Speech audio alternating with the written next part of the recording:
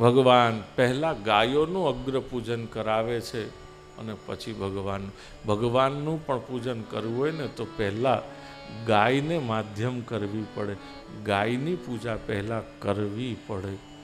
ગાય ઋગ્વેદની અંદર કહે છે કે બ્રહ્મ સંબંધનું મોટામાં મોટું માધ્યમ છે. જો ગાય નથી તો બ્રહ્મની સાથેનો સંબંધ પણ સધાતો નથી.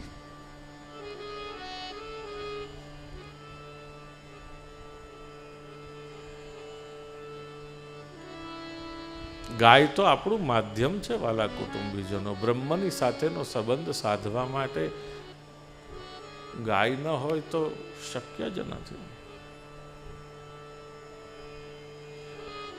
તમને બધાને ખબર જ હોય, પણ છતાં એક વખત એનું મહત્વમાં તો જેટલું ગાઈએ એટલું ઓછું છે ગાયના મહત્વમાં. પણ ઉમરામાં સાથીઓ કેમ કરીએ છીએ? ઉમરામાં સાથીઓ કેમ કરીએ છીએ? આંગણામાં રંગોળીઓ કેમ કરીએ છીએ? આંધ્રમાં અને દક્ષિણમાં તો બધે એવું કહેવાય કે જે દિવસે આંગણામાં રંગોળી ન હોય તો એ આંગણું વાંઝણું કહેવાય. ત્યાં દેવતાઓ ન આવે. દેવતાઓને દૈવી શક્તિને આકર્ષિત કરવા માટેનો જો કોઈ ઉપાય હોય તો એ આંગણામાં રંગોળી કરવી, પૂરવી. સાથીઓ જે આપણે કરીએ છીએ એનાથી શું થાય છે? દસે દિશાઓમાંથી આવતી નકારાત્મકતાને ત્યાં જ રોકી પાડે છે સાથીઓ. સ્વસ્તિક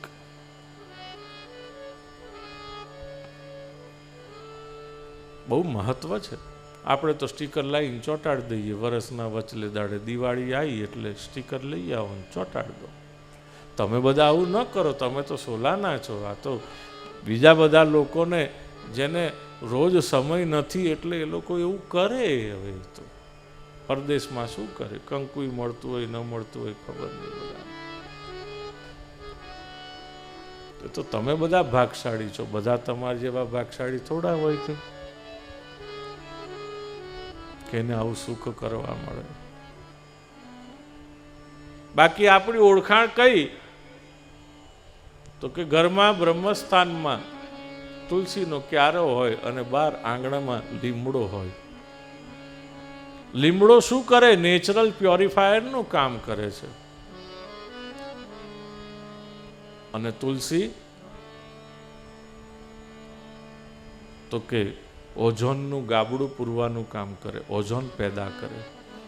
ઓક્સિજન એકમાત્ર એવું છોડ છે. બીજું શું કરે? તો કે તુલસી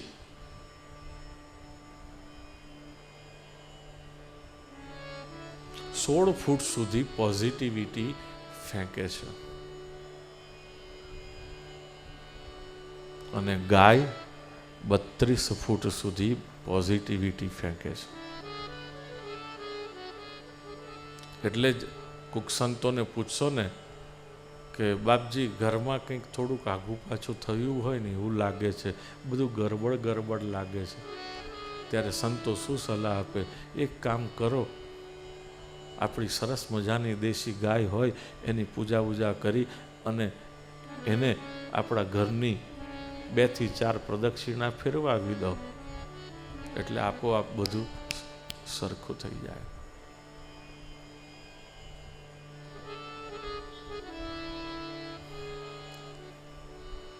બહુ અગત્યની છે વાલા કુટુંબીજનો ગાય.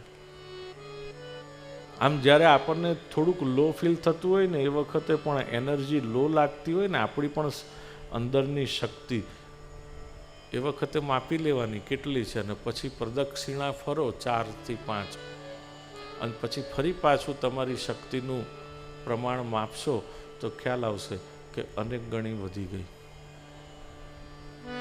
એટલી બધી ગાયમાં તાકાત છે.